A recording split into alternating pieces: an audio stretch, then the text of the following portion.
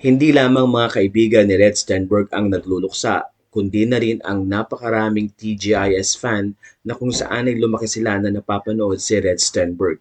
Kamakailan kasi ay isang nakakalungkot na balita ang ibinahagi sa social media at ito nga yung pagpanaw ng 90s heartthrob na si Red Stenberg.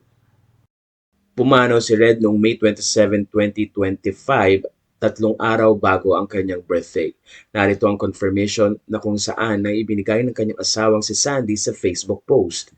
It is hard to find the words right now to say that this has been the most difficult time I have ever gone through my whole life. To be greeted happy birthday and sorry for your loss at the same time. 3 consecutive days on what was supposed to be a celebration full of birthdays. May was our month, 5th, 20th, 29th, and 30th. My husband suddenly passed away the morning of Tuesday, May 27th. To those who knew him from his early acting days, he was Kiko. But to our three kids and I, he was simply Daddy or Dada. Today would have been his 51st birthday. Please keep our family in your thoughts and prayers. I would kindly request our need for privacy at this time as we navigate this difficult journey. Sandy Stenberg. Memorial arrangement will be shared soon. Ang nasabing post ay kinumpirma din ng TGIS Director na si Mark Reyes noong May 30, Biyernes, na ayon nga sa kanya, the entire TGIS Barkada is heartbroken to lose one of our own. We just confirmed with Red's wife Sandy Sternberg of his passing a few days ago. Their family requests privacy at this time and your kind understanding as they navigate this sudden passing of Red. Kiko, we love you and we're giving you a group hug right now. Kasama rin ito ay ang post nga ni Sandy. Nagbigay din ng kanilang pag-alala ang mga kasamahan ni Red Stenberg sa TGIS na sina Bobby Andrews, Rica Peralejo, Angelo De Leon, at Shara Soto. Matatandaan si Red Stenberg ay naging part ng weekly-oriented series na TGIS na napanood sa GMA7 simula 1995 hanggang 1999. Ang role ni Red doon ay si Kiko, ang pinakamakulit sa magkakabarkada. Kasama rin ni Red sa cast sina Angelo De Leon, Bobby Andrews, Juan Wick Bondoc, Rica Peralejo, Michael Flores, Shara Soto, Bernadette Allison at Raven Villanueva. Nagkaroon din ng mga movies si Red Stenberg sa Viva Films dahil part siya at contract star siya ng Viva. Ilan sa mga nagawa niyang pelikula ay ang Takot Ka Ba sa Dilim, Where the Girls Are, TGIS The Movie, Laging Naroon Ka, Silaw, It's Cool Bulol, Sumigaw Ka Hanggang Gusto Mo at My Pledge of Love noong 1999. Bukod sa TGIS, nagkaroon din siya ng TV shows sa GMA7. Ito ay ang Ana Karenina at Sana Ay Ikaw Na Nga. Marami ang nagulat nang biglang nawala na nga sa showbiz si Red Stenberg dahil pinili nitong magbuo ng pamilya sa Amerika at doon na rin magtrabaho. Kaya naman sa kanyang pagpanaw noong May 27, marami ang nagulat at marami ang nalungkot. 1 week before the passing of Red Stenberg ay nakapag-post pa ito sa kanyang Facebook page na makikita ang photo na kasama niya si Bobby Andrews at si Michael Flores. Kwento ni Red, ito ang huling pagkikita namin ni Mickey at Wax bago ako umalis ng bansa. Kailan kaya kami magkikita ulit? Napacomment naman dito ang mga netizen at inalala ang shows na TGIS na ayon nga sa kanila ay naghihintay sila ng reunion. Nag-comment naman si Red at sinabi ang ganito, "Thank you very much, sana nga magkaroon ng reunion." Pero nalungkot ang mga fans dahil hindi na nga ito matutuloy dahil na rin sa pagpanaw ni Red Stenberg noong May 27 sa edad na 51.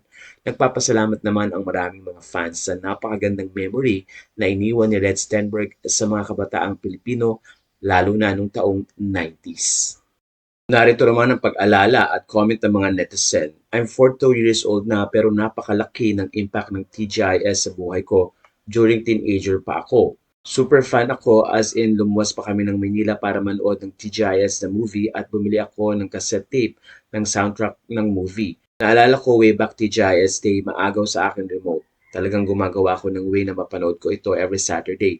Saturday is live talaga with all of you guys at TGIS. Natutuwa ako every time na napapanood ko sila, lalo na ikaw, Red. Kasi during those times, kahit may mga lines ka na parang hirap ka bigkasin, pero nakukuha mo pa din i-deliver ng maayos yung buong Tagalog mo at lakas makadala ng emotion. Childhood crush, Red Stenberg, super gwapo at cute pa. Super fan din ako ng TGIS. Kakakilig din lap team ni Peachy and Joaquin. Nagpasalamat naman dito si Red Stenberg. Sabi pa ng isa, the very makulit sa TGIS, always ko naalala sinabi ni Dapper Cats Ryan na kapag si Red daw nasa audition for The very makulit sa TGIS, always ko naalala sinabi ni Dapper Cats Ryan na kapag si Red daw nasa audition for TVCom, uwian na daw at mahirap kalaban. Apaka-cute at ganda naman kasi ng smile. So happy na makita kita sa FB. Samantala narito pa ang comment ng mga netizen sa post nga na ito ni Red Stenberg.